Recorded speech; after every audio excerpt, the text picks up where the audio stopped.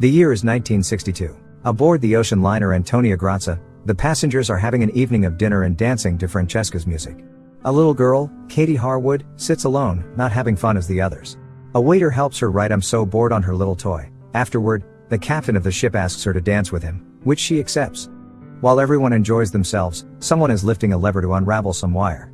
When the spool finally snaps, it makes the wire whip on the dance floor, bisecting all the passengers and crew except Katie, whose heights allowed the wire to pass above her head.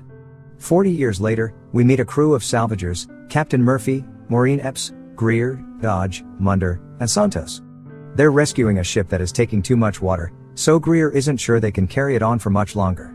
It was also very hard to find, so Epps refuses to give up on it so soon. Using a wire to move between ships, she enters the rescued boat and finds a punch in the port floater. Ignoring Murphy's warnings, Epps starts working on repairing the hole as Munder and Dodge join her to help. She hammers on a piece of metal that the men weld.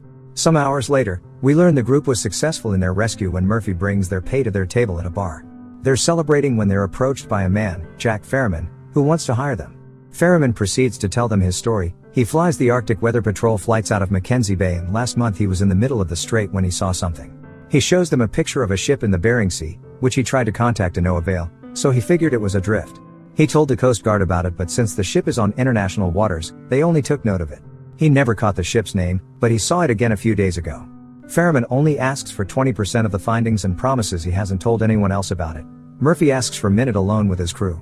After Ferriman leaves, the crew discusses if taking this job or not. Greer is hesitant because they've already been out for 6 months, and this would take them another week. He hasn't seen his fiancée in a long time. When Murphy promises an even split, everyone accepts to go, and Greer gives in as well. They call Ferriman over and tell him they'll give him 10%. He accepts under the condition he goes with them. They set out in their tugboat at sunset, but it isn't until later in the rainy night that they find something. Santos is at the wheel when he sees something on the radar, so he calls Murphy over. The radar shows nothing when the captain arrives, so he thinks Santos imagined things, but seconds later, the radar shows something again. Murphy calls Epps to join them, and after she arrives, he tries to contact the mysterious ship while Epps notices how it shows up and out of the radar by the second. Suddenly, the large ship appears in front of them, so Santos has to quickly stop their boat. They don't fully crash, but the engine gets damaged. They circle the liner to check it out, and Murphy is surprised to see the name, Antonia Grazia. It's an Italian ship that was reported missing in 1962 off the coast of Labrador, but the strange thing is there was no distress signal, it just disappeared. Since then, every captain has been looking for her, but now she's theirs. They bring their ship closer so they can board her. Greer, Santos, and Ferriman stay behind while the rest of the crew goes to investigate. They take note of the condition details of the liner, like life preserver lockers being empty and lifeboats being gone. When they find a door, they go inside, which makes Greer lost his connection to them. The crew walks around different rooms, commenting on the fanciness. When they hear a noise, they follow it and find a pendulum clock still ticking that startles Munder when it strikes time. As their laughter echoes in the ship, they move on to another room. On a nearby table, Katie's old toy moves on its own and misspells "welcome aboard." In the tugboat, Greer is bothered by the lack of communication. But in the liner, the crew keeps going without worrying much. They enter a lower level of the ship and keep looking around when suddenly, the floor breaks under Munder. Epps grabs him and prevents him from falling, but he's left hanging and she's brought down to the floor. While desperately crying for help, Epps sees Katie through the hole, but she's gone in a blink. Luckily, Dodge and Murphy catch her and pull her and Munder up before they get hurt. Moments later, they make it to the ship's bridge. Munder finds that the compass and the helm are dead, and Dodge notices the fuel tanks are empty. The ship must have ridden on until she was dried. Murphy finds log documentation on a desk, which he intends to take back with him, and on another table, Dodge finds a digital watch, which doesn't make sense because they didn't exist in 1962. Murphy thinks they aren't the first ones to find the ship, but it doesn't matter because it's theirs now. So he orders everyone to go back. They'll start the towing in the morning. The crew returns to their tugboat. Ferriman asks them if they were able to find out what happened to the liner. Murphy says it's a very good question and tells them the story of the Marie Celeste, a ship that went through the same thing as the Antonia Grazia. She was found empty with no crew or passengers and no signs of distress. She traveled for miles at full sail with nobody at the helm. Ferriman calls her a ghost ship, which Dodge scoffs at. They discuss their plan afterward. Murphy wants to tug the liner along as they usually do, but Santos doesn't think their little tugboat can pull such a big ship. Greer mentions they could anchor her and come back later, but Dodge says that Russians could steal her from them, and Murphy points out the anchors are gone anyway. So Greer agrees to get the engines working and drag her with the tugboat, which will take them 2 weeks. But he doesn't mind, since this will pay extremely well. Meanwhile, Epps can't stop thinking about what she saw when Munder fell. Ferriman comes to check on her since she's been very quiet, and Epps confesses she saw a girl on the ship, which is impossible. Ferriman tells her he also sees things sometimes when he's been flying for too long, and she finds his words comforting. The next morning, the crew goes scuba diving to check on the state of the liner's hull. They confirm she has a hole and is sinking. She probably got hit around a week ago. Back inside the tugboat, they discuss their options. The ship is caught in a strong current loop that has been slowly pushing her towards a nearby group of rocks. They must fix her before she gets hit again. They have 3 days to do it, but Munder mentions all the things they need to work on and points out 3 days aren't enough. Santos also thinks he doesn't have enough gear to fix the engine. Murphy orders everyone to do it anyway. When Greer says he's going to call this in following marine law, Murphy forbids it. He doesn't want any guests. Santos stays in the tugboat working on the engine while the rest of the crew boards the liner to do a full recon before they start working on the repairs. They divide the group into pairs to work on different areas. Greer and Murphy are together, but Murphy doesn't allow Greer to enter the captain's room with him when they find it. Munder and Dodge are going through a flooded lower level, heading to the main engine room, when they realize they're unable to use their walkie-talkies. Meanwhile, Epps is supposed to be with Ferriman, but she seems to be alone when she finds a room with a swimming pool. She gets inside the pool and finds holes on its walls, plus bullets on the floor. When she decides to leave, she starts to climb the pool stairs, only to find Katie at the top. Startled, she falls back into the pool and loses consciousness. In the meantime, Greer continues to look around while Murphy checks out the captain's room. After finding the captain's hat, he checks the bathroom, where he finds blood and a razor on the sink. The other members of the crew are finding weird clues as well. Greer sees the elevator has fallen, and when Dodge and Munder make it to the engine room, they discover it's totally flooded. They try to tell the others, but all they get is static on the talkies. In the pool, Epps is waking up, unaware that the blood from her head wound is being absorbed by the holes on the floor. She asks for Katie to wait, but the only person there now is Ferriman. He helps her get out as a different hole on the wall starts spouting blood. Back in the captain's room, Murphy finds a glass of whiskey, and when he's about to drink it, he looks up and finds that the reflection on the mirror is not his but the liner's captain's.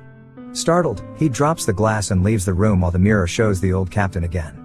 Meanwhile, Ferriman and Epps discuss what the bullets could mean as more holes start spouting blood, filling the pool with it. Bodies can be seen floating as Ferriman and Epps leave. Suddenly, Francesca's singing can be heard over the walkie-talkies. While Greer follows the voice into a dining room, Ferriman and Epps find the central laundry, and Epps decides to check if the vent is flooded. As soon as she opens it, a strong wave of water comes out, further flooding the room and revealing bodies that can only be around a month old. As the door closes on its own, Epps tries to contact Murphy to tell him they should get off this ship, but the talkies aren't working.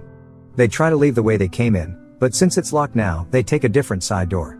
Meanwhile, in the dining room, Greer finds a piano on the stage, and on top of it, an ashtray with a cigarette that is still lighted and has lipstick on it. He also admires a picture of Francesca, unaware that she's watching him from afar. Back to Ferriman and Epps, they're moving through a hallway when Ferriman suddenly enters a room, excited to find an old car. Epps tells him they should go, but stops when she realizes there's something moving under a pile of mail bags. They kick the bags off and open the box under it, revealing a bunch of rats that startle Epps and, most importantly, many bars of gold. As they leave the room, Epps tries to contact Murphy again, but on the talkie there's only static and a strange voice that calls out her name and asks for help because it's cold. They keep moving and find the galley. Epps decides to open the fridge even if Ferriman warns her not to. She enters the fridge and is suddenly jumped on by 2 people inside meat bags that chase her out and back to the galley. These people turn out to be Dodge and Munder playing a prank. Epps interrupts their laughter by telling them about the bodies and the gold. Moments later, the whole crew has reunited and gone to the cargo hold to open the rest of the boxes. They all contain gold bars, and the crew immediately starts celebrating their newfound fortune, but Greer is worried they may be insured. Dodge points out the markings have been filed down, so the owner must have wanted the bars to be untraceable. Greer thinks it's stolen then, and Murphy thinks this may be why the ship disappeared. Munder says that explains 1962, but the bodies they found are recent, which causes Greer to confess he heard a woman singing, making the others laugh at him. Epps proposes to call the Coast Guard, but Dodge points out they could equal trouble if the gold truly was stolen. Murphy reminds them that anything found in international waters is finders keepers, so they agree to take the gold and leave the ship behind. Greer and Santos go back to the boat while the others get the boxes ready. As an invisible force opens a propane tank in the boat's engine room, Katie appears in front of Epps and warns her to stop what they're doing, but it's too late. Another ghost pushes Katie away as Greer starts the boat, causing the engine room to explode. Santos catches fire and jumps into the water right before the rest of the boat also explodes. Desperate to help, Epps jumps into the water too and manages to rescue Greer while Ferriman appears by her side, having found Munder. Santos is nowhere to be seen, but Katie's observing from afar. A few moments later, the crew is back in the liner. While Epps tends to Greer's wounds, Dodge gets angry at Ferriman for not having investigated this ship better and tells him it's his fault Santos is dead. He intends to punch him, but Greer stops him. Afterward, Epps goes to the deck, where Murphy is sitting alone and blaming himself. She tries to comfort him, but he just silently leaves. Epps returns to the room with the others and tells them they should try to repair the ship so they can return home or at least survive until they're rescued. Greer would rather build a raft, but Munter thinks it's not a good idea, and he asks Epps to wait until morning to start repairs under good light, which she accepts, but Greer doesn't. He doesn't think Epps can guide them through this and keeps on complaining, causing Munter to insult him. Greer punches him for it, and Ferriman and Dodge have to drag him away. As it gets late in the night, we see Katie dancing around the swimming pool, Murphy returning to the captain's room to grab the whiskey bottle, Epps finding Katie on the passengers list, Ferriman hanging out in the communications room, Dodge and Munter competing to see who tries the old food first, and Greer drinking and talking to a picture of his fiancée in the dining room. While Dodge and Munter discover the food is in good condition but has worms in it, Epps walks through a hallway trying to find Katie. All the doors suddenly close around her except for one, where Epps can hear humming.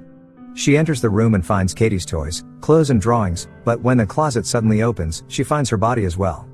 Meanwhile, in the dining room, Greer watches how the room puts itself back together and people appear around him, including Francesco on the stage.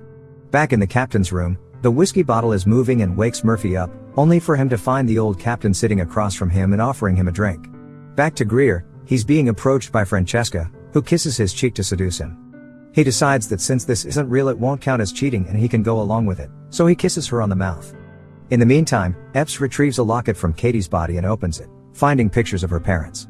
She's about to close it when Katie appears behind her, asking her not to close it because she hasn't seen it in years. After some chit-chat, Epps tries to give her the locket back, but it goes through Katie's ghost hand. While in the dining room, Francesca gets Greer to follow her by taking off her dress. In the captain's room, Murphy starts talking to the captain's ghost. The captain shows him pictures of a ship they rescued 2 days before the Grazia disappeared. It was that ship that had the gold. Murphy recognizes her as the Lorelei, and from the tales, he knows there were no survivors on her. But the captain shakes his head and shows him a picture of the one person that was aboard, causing Murphy to curse.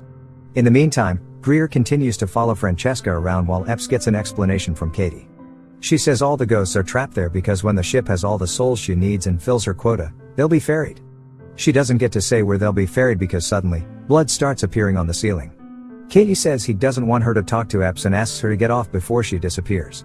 Meanwhile, Murphy has entered the pool room, looking for Epps, but he keeps seeing Santos' ghost everywhere.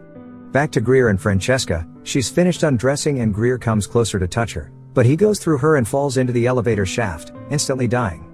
In the hallways of the ship, Epps has found Ferriman and together they come across Murphy, who can only see them as Santos trying to attack him. This causes him to defend himself and fight Epps, but Ferriman manages to knock him out by hitting him from behind. A moment later, after reuniting with Dodge and Munter, together they lock Murphy in the aquarium for their safety. As the morning comes, Epps is watching Murphy in the tank, and the other three come back saying they couldn't find Greer. Epps asks them to stick to the plan and try to fix the boat. A moment later, Epps, Dodge and Munter go diving into the engine room, and after forcing the door open, work on fixing the hull. They think it'll hold, so they get out and test it. The ship is indeed working now, and Epps moves to the bridge to steer her, noticing how the current is taking them to the rock faster than they thought.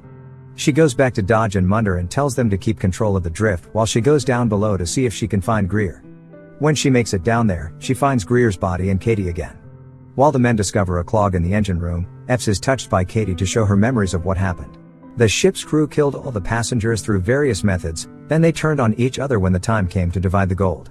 The last standing officer was approached and killed by Francesca, who in return was tricked and killed by the mastermind behind all this, the Lorelei's last survivor, Ferriman.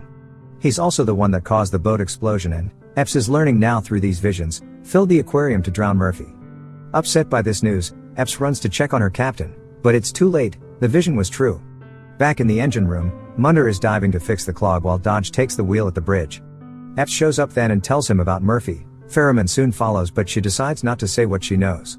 After giving Dodge a gun she found in the lower levels, she leaves to check on Munter, asking the other two not to leave the bridge. In the engine room, Munter is crushed by the ship's gears, and Epps arrives to guess what happened when seeing the blood in the water. Meanwhile, on the bridge, Ferriman taunts Dodge by calling him a coward for doing everything Epps says but still won't confess his feelings for her. He tries to leave the room and Dodge shoots him to stop him. Back to the engine room, Epps is setting up explosives when she's approached by Dodge. He gets angry when he discovers she wants to blow up the ship, but Epps is suspicious because he hasn't asked about Munder. Dodge laughs and reveals he's Ferriman, who took Dodge's place after killing him. Ferriman is a demonic spirit whose job is to fill the ship with souls and, once she's full, takes the ship to hell. He offers her to live in exchange for the ship, but she doesn't accept, so he makes a beam hit her and send her to the water. He jumps after her and tries to drown her, but Epps finds a crossbow on the floor, so, after pushing Ferriman off her, she shoots the detonator, causing the ship to explode. All the souls are freed and Katie appears in front of Epps to guide her to the surface. Epps swims up and holds onto some rubble for hours until a ship arrives to rescue her. The movie ends hours later, with Epps back on land and being loaded into an ambulance. When she opens her eyes, she notices some officers loading the gold into another ship and Ferriman following them. She tries to scream, but the doors are closed on her face. Make sure to subscribe and turn on notifications so you can watch more videos like this. Thanks for watching.